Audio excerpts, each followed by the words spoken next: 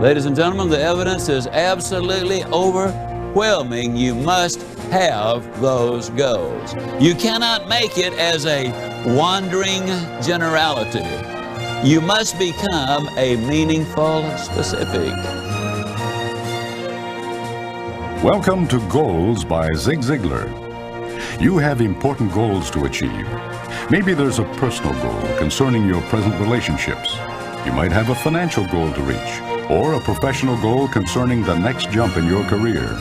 You also know that setting and reaching those goals requires specific action steps and a concrete plan. So why don't more people set goals? So many millions of people have been conditioned to believe that there is no use in setting goals because over a period of time, nothing good is going to happen to them anyhow.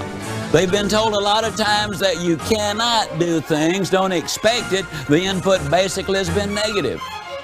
You're about to receive plenty of positive input. Real-world success stories that show conclusively goals do work. But we won't stop there. You'll hear step-by-step instructions that will show you exactly how to set and get whatever goal you desire. Somebody once said that failure is the line of least resistance. Success occurs when opportunity meets preparation. I believe that is true. Get prepared to start receiving the rewards, the dreams, and the desires you've always wanted. Goals do work. And with Zig Ziglar as your teacher, you can't help but achieve every goal you set.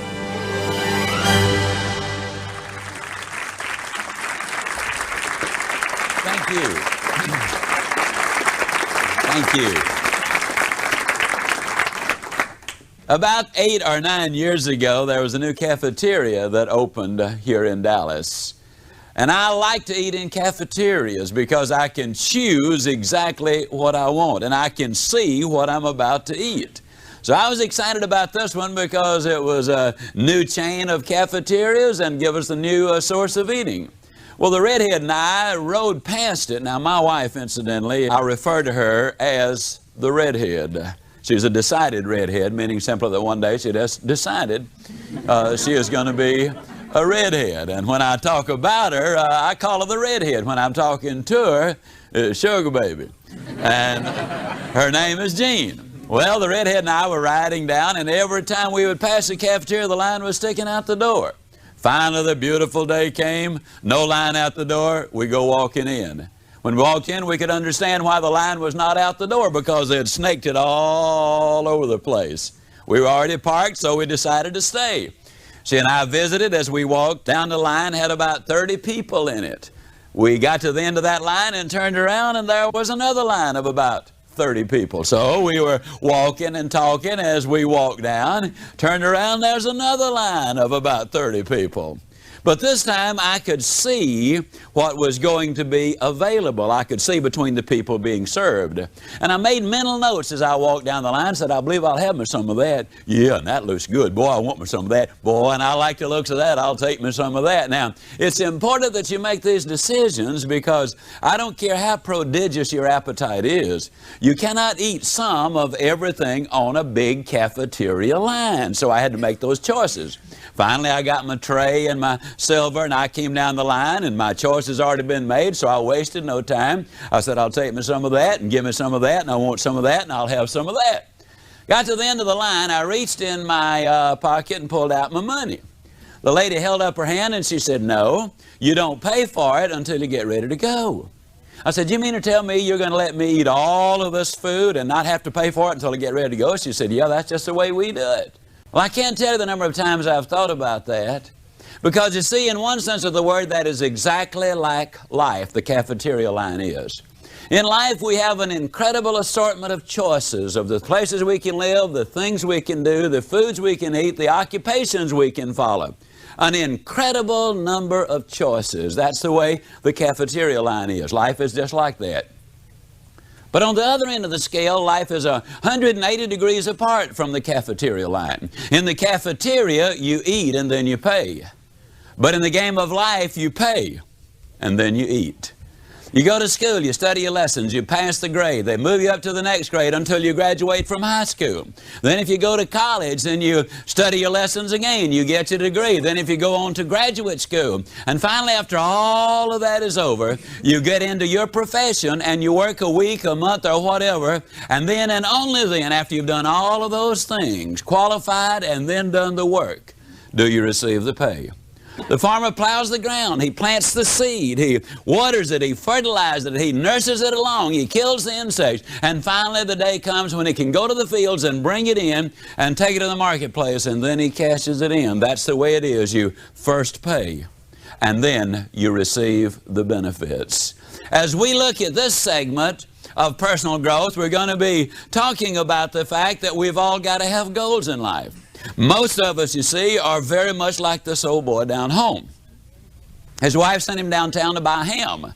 He came home and she said, "Honey, you didn't cut the end of it off." He said, "You didn't tell me to." She said, "Well, I thought you knew. We always cut the end of the ham off." And he said, "Why?" She said, "Well, Mother always cuts the end of the ham off."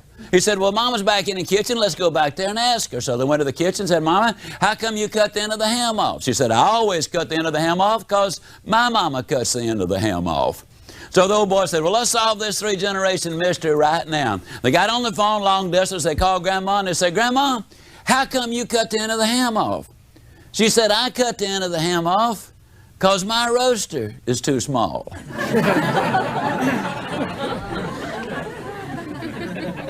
Now, Grandma had a reason for cutting the end of the ham off.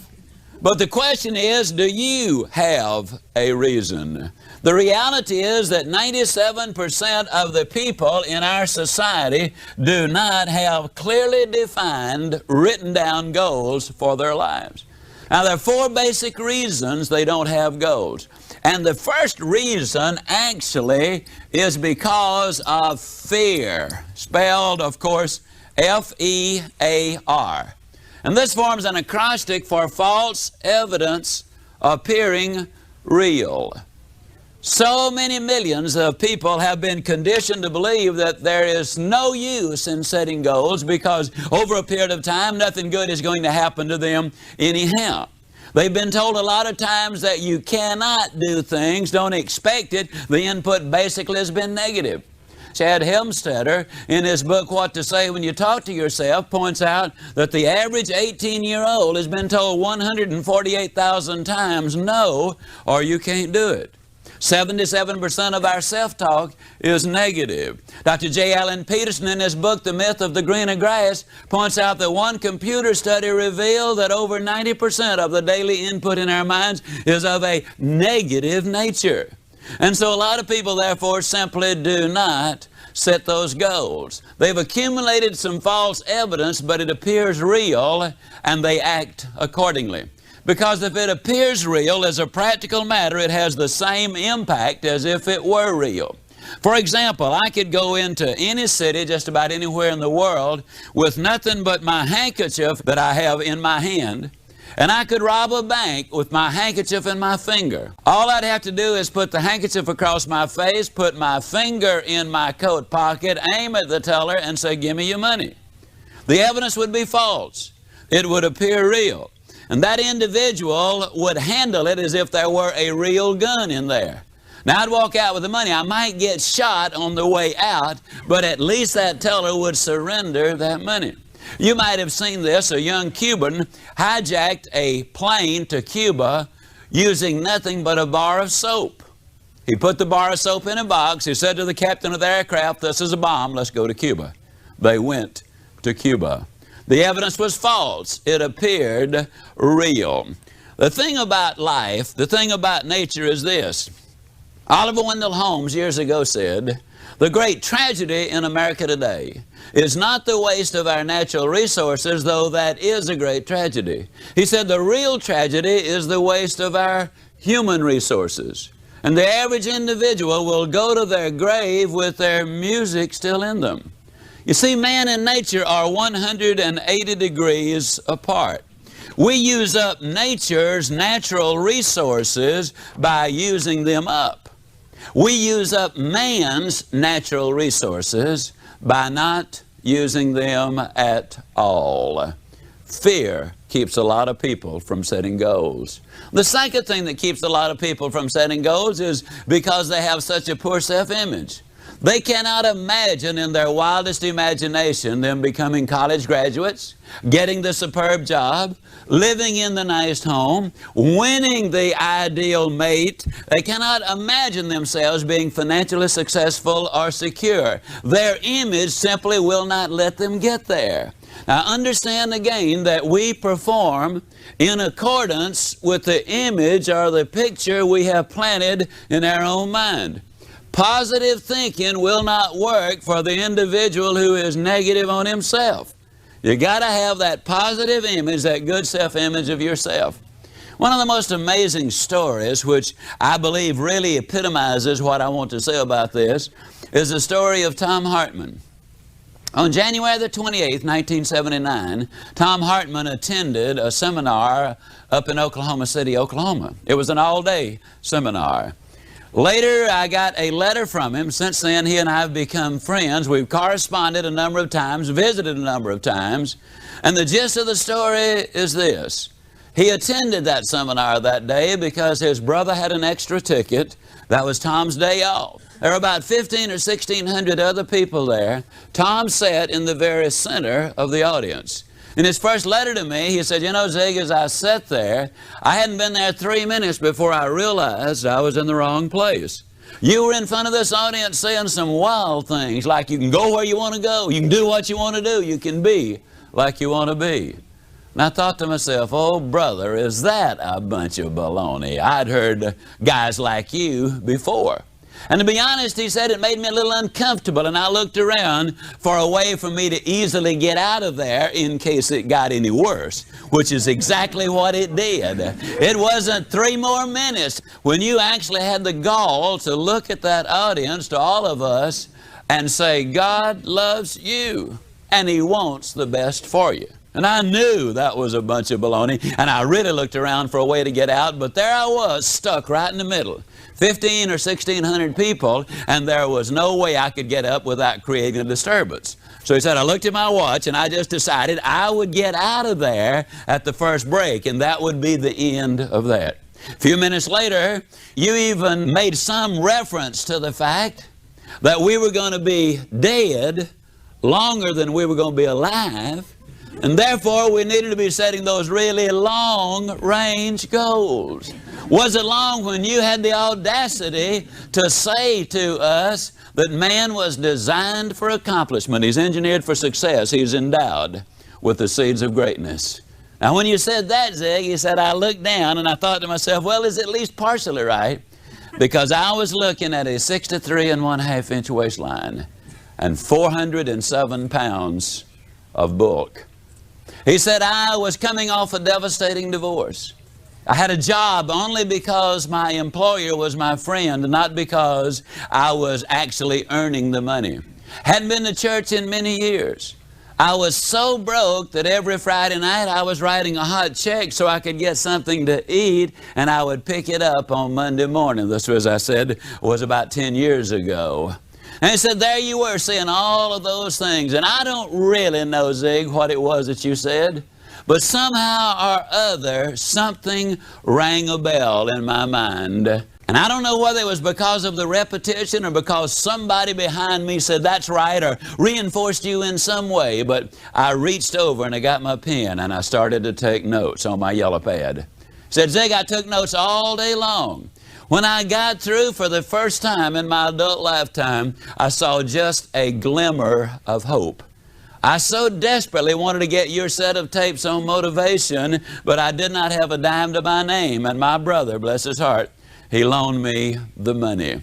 I went home that day and I listened to those tapes. That evening, 7 hours. I'd listen to you live 7 hours, now I listen to you 7 hours on tape. The next morning, I came in and the first thing I did was tell my boss that he no longer just had a friend on the payroll, that he now had an employee. And old Tom kind of grins and he said, I even told him I was going to start carrying my own weight. Now he said, Zig, you know, at 407 pounds, that represented a pretty substantial statement. He went over to Oklahoma City University that afternoon and enrolled in a couple of courses in psychology. He was already taking a couple of courses in history, and he decided to switch over so he could learn something about himself and something about his fellow man. The next day he went down to the Nautilus Health Studio. He decided to do something about his miserable physical condition. Then on Thursday he went down to one of the men's stores and laid aside about $700 worth of clothes with a minute down payment. When the owner of the store saw him buying size 47 coats and 39 slacks, he went to him and he said, "Mr. Hartman, who are you buying the clothes for?" Tom told me, he said, when I told him I was buying them for myself, he looked at me like he thought I was crazy. But I said to him, "Don't worry about it. I will wear these clothes out of here." Tom Hartman said, "You know, Zig, somebody might resist you once or twice or a dozen times. But when you keep telling them that you are important, that you are somebody, that you do have ability, that you can do things with your life," he said, "I just believe eventually that it will get through." And he kind of grins and he says, "Isn't it amazing? A message can go around the world, 24,000 miles in less than a tenth of a second. And then sometimes it takes years for it to go that last 1/8 of an inch." But he said, finally the message got through to me. I was listening every day. And as a matter of fact, Zig, he said, "I've listened to your tape so much that if you ever get a sore throat, don't you dare cancel the engagement. You just call me," because he said, "I can deliver it verbatim." He said, "I've even got the same accent," if you can imagine him accusing me of having an accent. Well, he said, "You know, Zig, I had been on the program about 6 weeks. Never forget it. I was in a store getting my food, and there was a little 4-year-old girl in there with her mother. And those of you who are ever 4 years old, or if you have 4-year-olds, you know there's one thing about a 4-year-old: when a thought pops in the mind, it pops out of the mouth uncensored. I mean, you get truth, pure truth, out of the mouth of a 4-year-old. Well, in a voice that you could hear halfway between Dallas and Fort Worth, this little 4-year-old screamed out, "Mama, look at that fat man." And Tom said, "I turned around to see where he was." And he said, then it dawned on me she was talking about me. And he said, "I thought that was the funniest thing I'd ever heard in my life." He said, "I laughed until I literally cried." And then he said, "I shed a different kind of a tear." Because he said, "For the first time in my adult lifetime, I really knew and knew that I knew that I was going to make it." He said, "That was reinforced about a month later. I'd been to the movie. I was on the way back to my car. I was in no hurry. I had nowhere to go, nothing to do when I got there. And we've all done this as we amble down the street with no direction in mind, no hurry involved." He saw a display in a window. And though he was not really interested in the display, he ambled over and he started looking at it. And Tom said, "You know, Zig, I don't know whether I was there for 1 minute or 10 minutes. But he said, all of a sudden I became aware of the fact that I was not by myself. Some big dude was looking over my shoulder," and he said, "I whirled around." And of course there was no one there, because Tom Hartman had been looking at his own image, which he no longer recognized. Good friend of mine before his tragic death, John Kozak from Dunedin, Florida, brilliant young psychiatrist, said that at that specific moment, Tom Hartman was no longer obese. Though he still weighed over 360 pounds, he was no longer obese, because he no longer saw himself as an obese person. The basic problem with crash diets, according to Dr. Kozak, is that they will take the weight off your body. That's relatively easy. But then that individual lays down at night and they dream as an overweight person. And the body goes to work to complete the picture the mind has given it. Tom Hartman no longer saw himself as an overweight person. Now, what's the end of the story? Well, of course, the story hasn't ended yet. But Tom Hartman graduated magna cum laude with his degree in psychology. He's working on his doctorate. Tom weighs a little over 200 pounds, which is about what he should weigh. He's about 6 feet 3 inches tall and has a very large frame. He teaches a Sunday school class every Sunday. He's in business for himself. And I give you the story in such great detail because I believe that when you analyze it, here was a man who was physically bankrupt, spiritually bankrupt, he was socially bankrupt. From a family perspective, he was bankrupt. He was bankrupt in every important area of life. And yet, because he became involved in the development of a good self-image, he got involved in setting those goals, and the results were absolutely spectacular. You got to have goals. The third reason that 97% of the people don't have goals is basically they have never really been sold. Now that's my prime function in this particular segment, is to sell you on having your goals, and that is exactly what I'm going to do. By the time this recording is over, you will in fact be sold on the absolute necessity of having goals. I am so confident that you're going to be sold that I'm going to tell you that before you go to bed tonight, you will have started taking the important steps to setting your own goals. I'll even go further than that. If you don't write some of your goals down this very evening, you might as well not go to bed as far as sleep is concerned, because you are not going to be able to go to sleep. Let me say that again. If you don't write them down, you're not even going to be able to go to sleep. You absolutely must have goals. Now, I want to stress, goals work for individuals, they work for families, they work for companies, and they work for nations as well. The basic problem that we face is this. Most people, when they're busy working on the job, they get to thinking, you know, I really ought to be spending more time with my family. And then when they're spending time with their family, get to think, you know, I really ought to be out there working for my family. And when they're out there working with their family or for their family, the mind is back home. And when they're back home, their mind is back out there in the field. Then they tell everybody, well, I don't ever have time for anything. No wonder you're always traveling. You see, the truth is, most people, when they're at work, their mind is at play. When they're at play, their mind is at work. So they're neither working nor playing. Wherever they are, that is wasting time, any way you look at it. Now, one of the beautiful things about having goals and directions is the fact that you will be able to work when you work and play when you play. I will not suggest that you work harder. As a matter of fact, by the time we get through, you will probably end up working less. But when you're on the job, you will be on the job. You will be working infinitely more effectively when you work in this manner. And you will have that balance of life. We say it so many times in so many different ways. There's a difference between standard of living and quality of life. And we're going to be looking at quality of life because that's the significant thing. 1953, Yale University did a study of their graduating seniors. They discovered that of those seniors, only 3% of them had taken all of the steps necessary to set their goals. That is, they had identified exactly what they wanted and written it down. They had spelled out why they wanted to reach these goals. They had listed the obstacles they had to overcome in order to get there. They had identified the people, the groups, and the organizations they needed to work with in order to get there. They had identified what they needed to know to reach that goal. They had developed a plan of action to reach that goal. And finally, they were able to put the date on it as to when they expected to get there. Only 3% of the graduating seniors had taken all of those steps.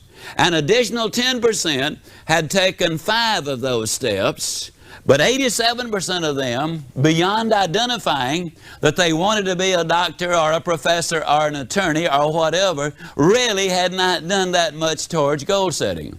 Now, please understand, everybody has goals. One of your goals, for example, if you're in your car listening to this recording, one of your goals was to listen to this recording. Everybody has goals. But we want to get a little more involved in that. We really want to get involved so that we know exactly what we're doing and why we're doing it, and we can get much better results. 1973, they did another study on those seniors who had graduated from Yale. And in the two areas which they could measure, that is their financial accomplishments and their career accomplishments, the 3% who had taken all of the 7 steps had accomplished more than the 97% who had not. Ladies and gentlemen, the evidence is absolutely overwhelming. You must have those goals. You cannot make it as a wandering generality. You must become a meaningful specific. A lot of people go to work tomorrow because that's what they did yesterday. And if that's the reason you're going to go tomorrow, you won't be as good as you were yesterday because now you're 2 days older and you're no closer to the goal, which you do not have. A lot of people complain about lack of time.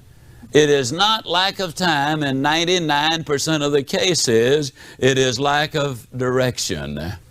Direction literally creates time, and motivation creates energy. Let me see the hands of those in here who have ever had one of those days. Can I see your hand? You know what I'm talking about, don't you? All right. You get up early in the morning. You've got that critically important appointment at 8:30, and so you get up 2 hours early. You want to make absolutely certain you get there on time. And you walk out the front door, you're all spiffed up and spanked up. I mean, you're really raring and ready to go. You got a full hour to get there. But as you walk out, you notice that you've got a flat tire. That's the best thing that happens to you all day long. I mean, that is just the beginning point of it right there. You hustle and bustle and sweat and you get the tire changed, then you got to change your clothes, you clean up, and you rush down to the appointment. You get there on exactly the specified time and you see a little note on the door. Sorry, I was called out of town. Have thought the matter over. Have decided I'm not interested. Don't you call me. I will call you. You go down to the office and you're greeted with a ringing telephone as you walk in. It is your administrative assistant and she cannot make it for that day. You notice that it appears to be unusually hot, and that's because the air conditioner has cut off. A couple of hours later, the plumbing breaks down, and one thing after another all day long until finally, mercifully, the day ends. And you're not whipped, you are whooped. I mean, you have had it. You wearily get your coat, you struggle out to the car, and you drive home with scarcely enough energy to walk in the front door. Your wife, of course, lovingly greets you there at the front door, and she said, "Honey, I'm so glad that you didn't have to work late because today is the day." Today is the day for what? Oh, honey, don't tell me you forgot it. You know, we planned on this for the last 3 weeks. We planned on what? Today is the day, honey. Don't you remember today is the day we clean the garage? Oh, honey, not today. I couldn't put one foot in front of another, honey. I just don't have any. Oh, honey, it's not going to take that long. I'm going to help you. It won't take more than 2, 3, 4, 5 hours. Absolute maximum. Oh, honey, I just can't. Not today. I just ain't up to it. I don't have any energy, and the telephone rings. Voice at the other end says, "Hey, partner, I've got us a tea time over at the country club in 17 minutes. We've got time to get in 9 if you feel like playing." If I feel like playing, man, I'll be there in 10 minutes. And everybody here agrees with exactly what I'm saying, don't you? The answer is yes, isn't it? Okay. Now, I want to tell you something, ladies and gentlemen. We've got plenty of energy to do the things we really want to do. But as I often say, life is not easy, life is tough. But when you're tough on yourself, life is going to be infinitely easier on you. And I'm going to tell you that when you do the things you ought to do, when you ought to do them, the day will come when you can do the things you want to do, when you want to do them. A lot of people say, "Well, I just don't feel motivated to do something." Well, you got it backwards. You do the something and then you will feel motivated to do it. Motivation literally follows the action. Motivation creates energy.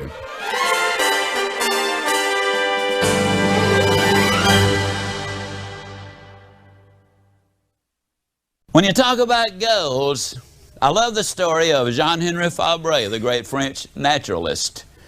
He conducted a series of experiments with some processionary caterpillars, so named because they follow each other in a procession. He lined them around a flower pot until they formed a never-ending circle. He put some pine needles in the center of the flower pot, that is the food of the processionary caterpillar. They started going round and round and round, 24 hours a day, 48 hours in a 2 day, 72 hours, and then they kept going on and on for 7 full days and 7 full nights. They went round and round and round until they literally dropped dead from starvation and exhaustion. With an abundance of their favorite food less than 6 inches away, they had starved to death because they confused activity with accomplishment. A lot of people do exactly the same thing. I don't know where you live, but I can tell you something about your town. And I can tell you about somebody who's in the same business that you are. Some of them are doing exceptionally well, and some of them are not doing good at all. And I don't care what that business is. It's not the location. It is not our abilities. But basically it is because of our thinking and our direction that definitely is going to make the difference. There are so many people, you see, who never really get those directions in life. You've seen them in every company. They will come in and you watch them all day long. They're almost hyper. They're here and they're there and they're everywhere else. I mean, they're busy, busy, busy. But at the end of the day, you will still see a full desk and no evidence that they've accomplished anything, because they really don't have direction. The most outstanding example of goal setting that I have ever heard of has to do with the Japanese.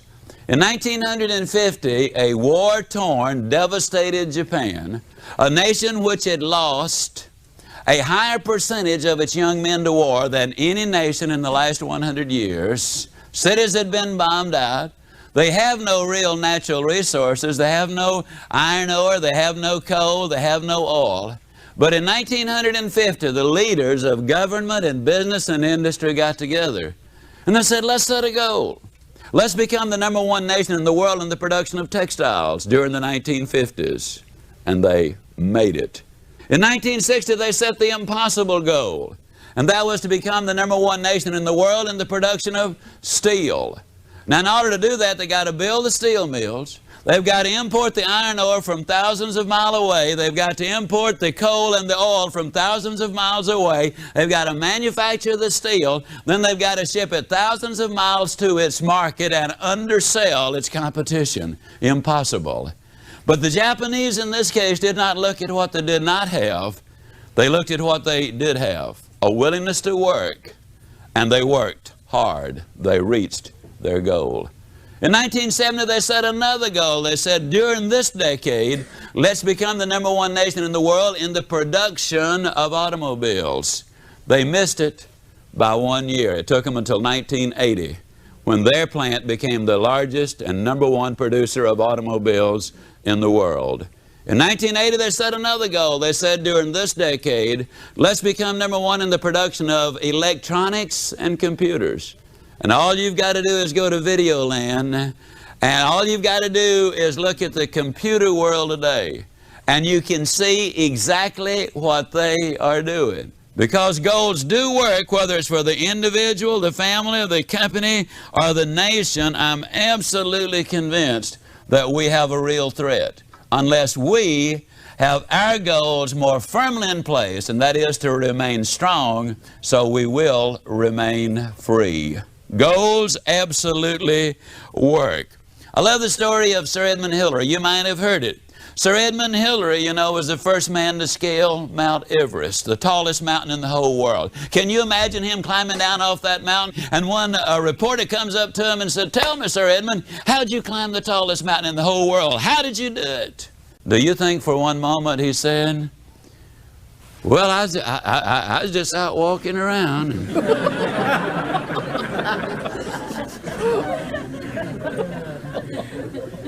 Can you imagine the chairman of the board, General Motors? Somebody come to him and said, "How'd you get to be the chairman of the board for General Motors?" And he said, "Well, I just showed up for work, and they started promoting me, and here I am, the chairman of the board for General Motors." Can you imagine the coach of an NFL football team, Landry, for example, calling the Cowboys together one Saturday afternoon and saying, fellas, now, you know we're going to play them Washington Redskins tomorrow. That's a pretty tough bunch. We better think of something to do. You see, that's absurd. It's ridiculous. They will spend hours and hours and hours planning a football game. And yet we don't plan the most important events in our life.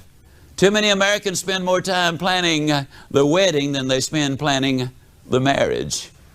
Too many people spend more time planning on how to get the job than they spend on how to becoming productive and successful in that job. You gotta have goals. J.C. Penney expressed it this way: give me a stock clerk with a goal, and I'll give you someone who will make history.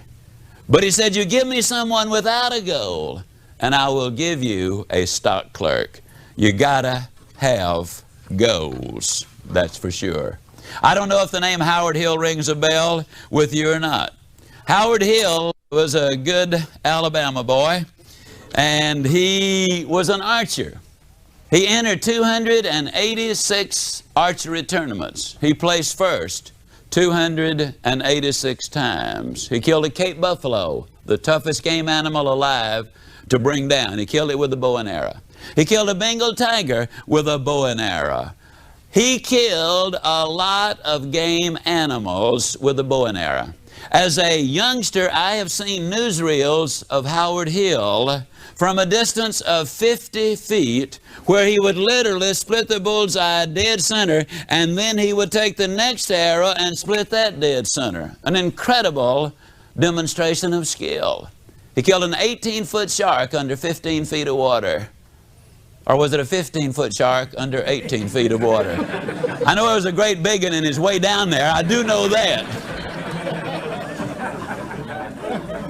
Howard Hill was an incredible marksman. Now, I have never shot the bow and arrow professionally, but I am an instructor par excellence.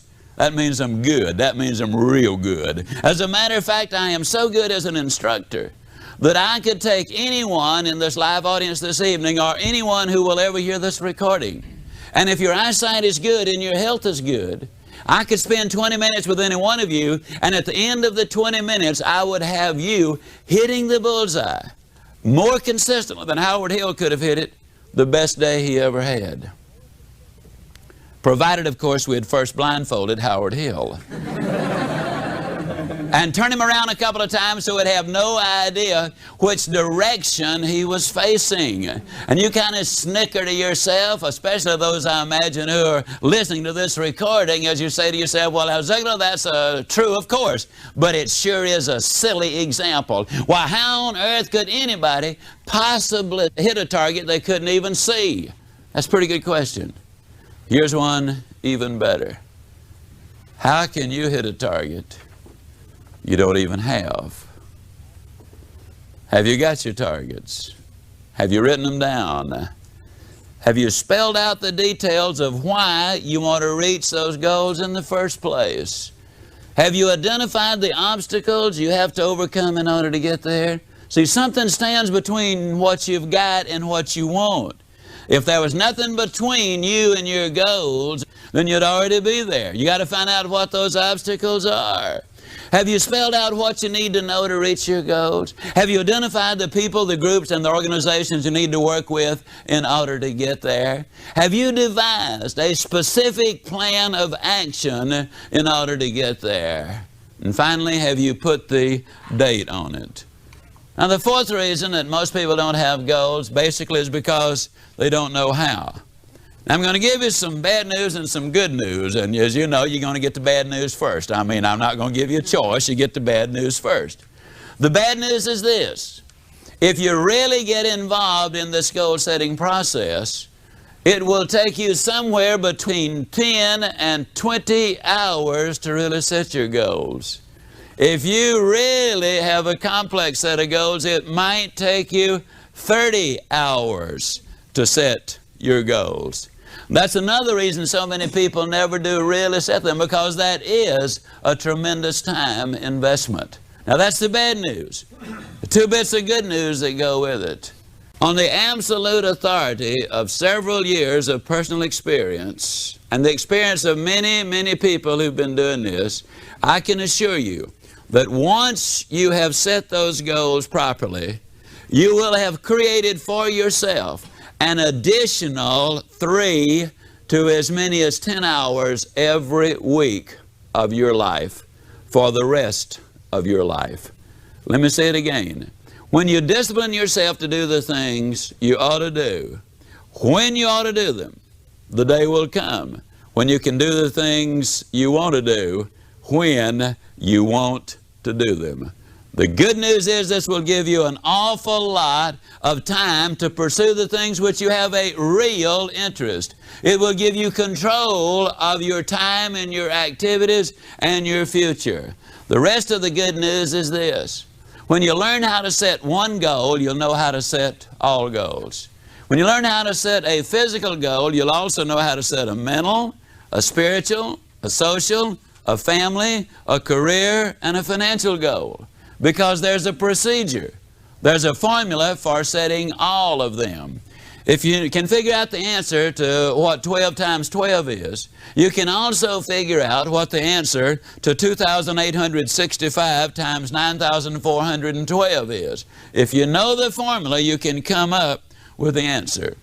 Now, to get you started on goals, let me share a little story with you, which I believe is significant. You see, I think as I tell this story and use this example, I think everybody ought to write a book.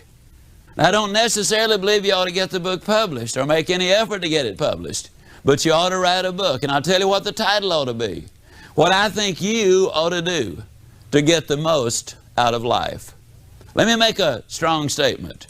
If my book, See You at the Top, which has now sold 2 million copies counting foreign editions, if this book had never sold a single copy, I would still say this is the most profitable thing that I have ever done if it had never sold a single copy. Now, I'm not only talking about standard of living, but I'm also talking about quality of life when I make that statement. You see, this book really ought to be entitled, What I Think You Ought to Do to Get the Most Out of Life. As I was writing this book, I realized what I was doing was I was clarifying my thinking about what life was all about. For the first time, I really discovered what I believed, what I felt was important, and the research uncovered a number of things that I already believed, but I'd never been able to articulate. The title of your book ought to be, What I Think You Ought to Do to Get the Most Out of Life. I want to share information about this because I believe this is a classic example about what goal setting and goal reaching is all about. When I started writing this, the first words I wrote were, you can go where you want to go, you can do what you want to do, you can be like you want to be. Well, as I looked at those words, I kind of got to talking to myself, which incidentally, I hasten to add, is perfectly all right. I was on a program with Dr. Joyce Brothers, and she said, scientifically speaking, they have proved that people who talk to themselves are above average in intelligence. So if you've been talking to yourself, just be about it. It's perfectly all right. I'd like to express a personal opinion. That's all it is, personal opinion. I believe it's all right to answer. But if you ever catch yourself saying, huh? You got a problem. I caught myself saying, huh, because I noticed I was holding the words I'd written way out there because there was a 41-inch waistline between me and the book and well over 200 pounds of Ziglar. And the thought occurred to me that one of these days I'd be bumping into one of you slender guys or gals, and I could visualize you coming up to me and saying, Ziglar, you believe all that stuff you write? And I was going to say, of course I do. Then I could visualize you saying, do you believe it all? And I was going to say, well, of course I do. Then I could imagine you poking your finger in that 41-inch waistline and saying, Ziglar, do you believe it all? Then I was going to say, well, you know, us authors, we do take a little literary license every once in a while. Ziglar, is that your fancy way of saying you lied about it? Now, hold the phone, friend. Don't call me a liar. People don't like liars. Well, you're at least a hypocrite then, man. Don't call me a hypocrite. People sure don't like hypocrites. I know you know that a hypocrite is a person who simply is not himself on Sunday. As a matter of fact, you know, I've had a lot of people say, well, the only reason I don't go to church is nothing but a bunch of hypocrites down there. Of course, I always tell them, friend, don't let that stop you. Come on down. We got room for one more. Like I've had people say, well, I'd read the Bible, but I don't understand it. Of course, I don't think it's the part they don't understand that bothers them. Actually, the Bible is pretty clear. I bet you noticed it didn't call them the 10 suggestions. Well, anyhow, I had to make a decision. I had to decide either to take those words out of the book or I had to do something about me. Well, my boy was 8 years old, and I've always felt that a father ought to be able to spank his children until they get to be at least 12. The rate we were going, I wasn't even going to be able to catch mine, much less spank him, so I knew something had to be done. But the straw that broke the camel's back, the redhead kept telling me to hold my stomach in, and I already was. So I knew I had to do something. Went down to see Dr. Cooper at Cooper Clinic of aerobics fame. You know, he wrote the books. They've sold over 15 million copies and a jumpteen number of foreign languages. I went down for the examination. First thing they did was took 2 quarts of my blood. Well, it looked like 2 quarts. They filled so many vials, I thought they were opening a branch of the blood bank right then and there. Then they dunked me in a tank of water 3 times. The purpose of that was to determine the percentage of body fat I had. When I got through, they told me I was 23 9/10% pure lard. Then they put me on the treadmill, and on the treadmill, you know, you walk and you walk and you walk and you walk, and the longer you can walk, the better your physical condition. The worst possible condition was horrible. I decided, I just made up my mind, I'm going to stay on it until I at least get into just awful. And I made it by 4 seconds. When they finished the examination, Dr. Martin, the examining physician, called me in and he said, Mr. Ziglar, you'll be delighted to know that we've run all of these figures through the computer. And you, sir, are actually not overweight. I said, well, that's fantastic. However, he said, according to the computer, you're exactly 5 1/2 inches too short.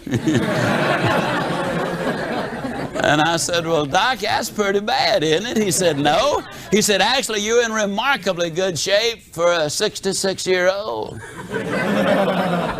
I said, Doc, I'm 46. He said, you're in awful shape. So as a matter of fact, if you were a building, I'd condemn you. And I said, well, Doc, what can I do? And he whipped out a sheet of paper thicker than my book to start telling me what I could do. And I tell you, he told me lots more than I wanted to know. I got home, the redhead said, well, I suppose you're going to be out running all over the neighborhood. And I said, yes, I am. Well, they said, if I'm going to have a 46-year-old fat boy running all over the place, I got to get you looking as good as I can. So she went down to the store and bought me some fancy running shirts and shorts, and I'd already gotten the shoes the doctor had recommended. Oh, and I did something else, and it was very ugly. But I had not read Ann Landers at the time, and I'm going to use that as my excuse. You know, Ann Landers said you should not steal pages out of other folks' magazines. There was a magazine at Dr. Cooper's office. Now, it was an old magazine.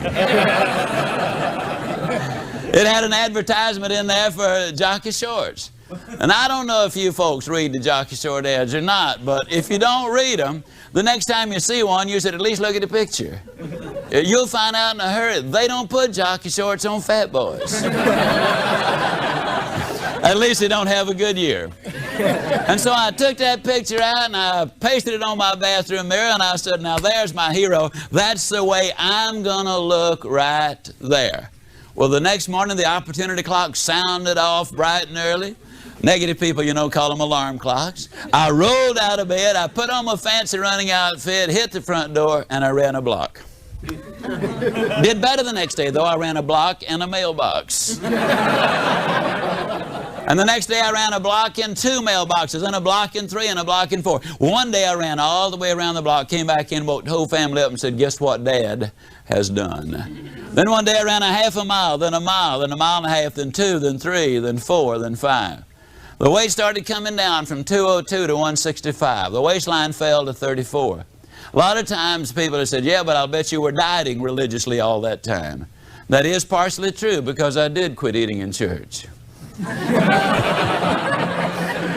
Tried a 30-day diet and lost a month. Incidentally, For those who want to lose weight, and I know it sounds like I'm trying to get everybody to go on a diet, that is not my purpose for this crowd this evening, though there are 5 of you who should.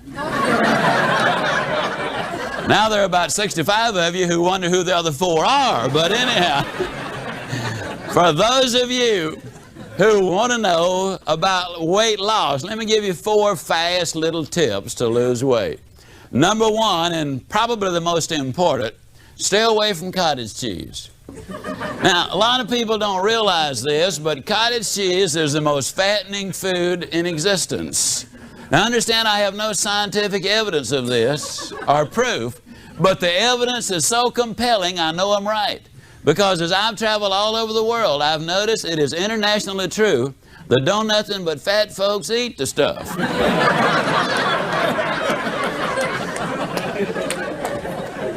So stay away from cottage cheese. Number 2, get a thorough examination. This is on the serious side. Get a thorough examination from your skinny doctor. Now, if he's not slender, that means he doesn't believe in the importance of taking that care of his body, and he or she are not going to be very persuasive as far as their dealing with you is concerned. Get a thorough physical from a doctor who believes in what he's doing. The third thing is this: if the doctor starts to give you a prescription, do not walk out on the doctor, run out on the doctor. You didn't gain the weight taking pills, and you're not going to permanently lose the weight by taking the pills. Now, I'm going to make a claim which I could not prove in 10,000 years, but I honestly believe it's the truth. I believe that more people have lost more weight and kept it off as a result of listening to these recordings and reading See You at the Top than have ever lost on 99 9/10% of all of the diet books ever written. You see, diet really and weight is not really the problem. That simply is the manifestation of the problem. The fourth thing is, if you get a negative doctor, swap him off for a positive doctor. Now, what's a negative doctor? Basically, it's a doctor that always tells you what you can't eat. You can't have this, leave that alone, doesn't touch that. Man, stay away from this. What they're really saying is, now, if you like it, you can't have it. If you don't like it, eat all you want. That basically is what they boil down to. The thing I loved about Dr. Martin was the fact that he was so positive. I've never seen a more positive doctor. He is a slender young guy, runs in the Boston Marathon, does the good things. Dr. Martin said to me, Mr. Ziglar, you're going to be delighted to know that you can eat anything you want. He said, I have prepared a list of what you are going to want.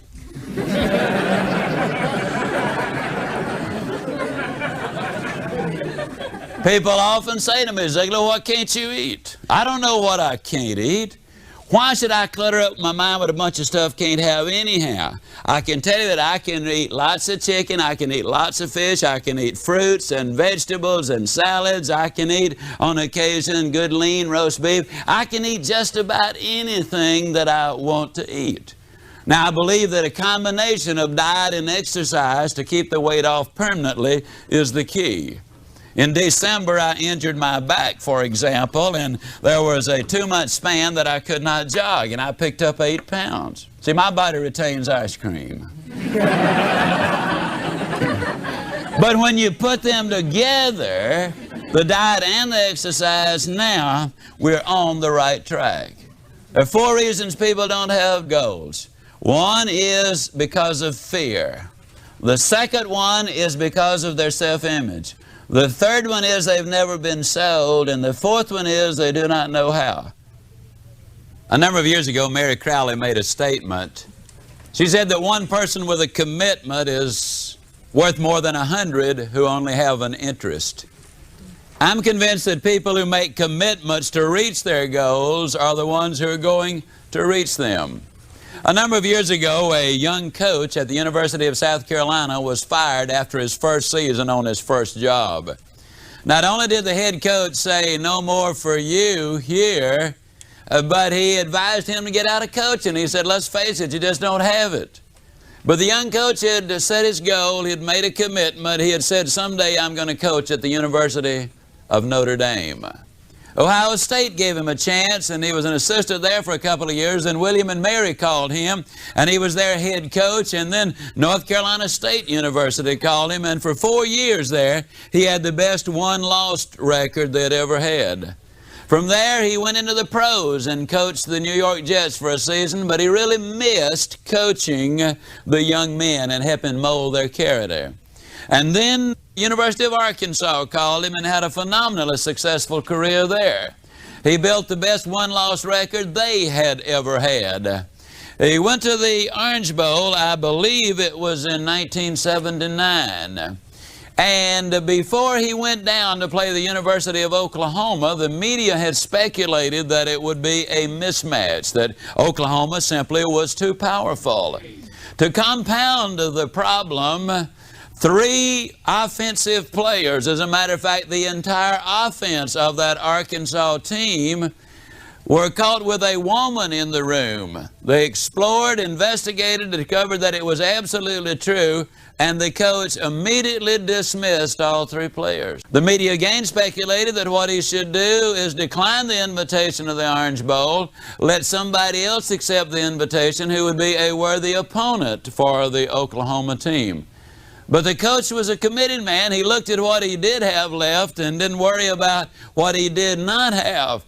They accentuated the positive, if you will. They developed a specific game plan. The rest is history. They won the game. I believe it was by about 31-6. He left the University of Arkansas and became the head coach at the University of Minnesota. Now, when he accepted the Minnesota assignment, he said to them, "I will take the assignment provided you will give me one out. And that is that if the University of Notre Dame calls me to be their head coach, and if I take this team to a bowl within 2 years," there he is with those goals again. Well, 2 years later, the University of Minnesota was invited to play in a bowl, and the University of Notre Dame called Lou Holtz to be their head coach. Now, the interesting thing is this: they called him to be their head coach the day he dismissed those 3 players from his team when he was at the University of Arkansas several years earlier. Now, they made their decision then. They didn't put the call into him.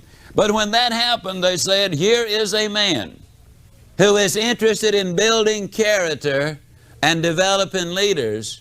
There's the man we want to be our coach the next time we have an opening as the head coach at Notre Dame University. I happen to know Lou quite well. We've been on seminars together. We've corresponded together. We've spent a little time together. He said that there never was any doubt in his mind about dismissing those players. It was the right thing to do. What I'm saying is this: when you've got a solid base with a solid commitment and solid objectives, you've got a much better chance of reaching your goal. But it does take those commitments.